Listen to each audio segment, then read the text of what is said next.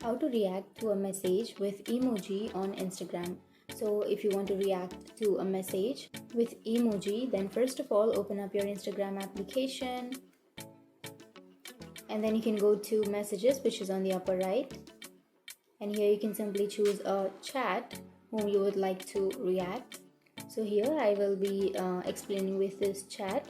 So here you will have your message, right? So if you want to react to that message, then you can simply tap on that message for 2 to 3 seconds, and then here you will have emoji reaction option, right? So you can simply choose any of these emojis to react, or you can simply go to the right side of that emoji options, which has that plus icon.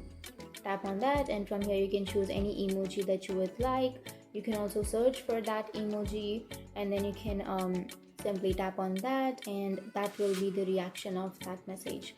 So that's it. That's how you react to a message on Instagram. And if you have any questions, feel free to comment below.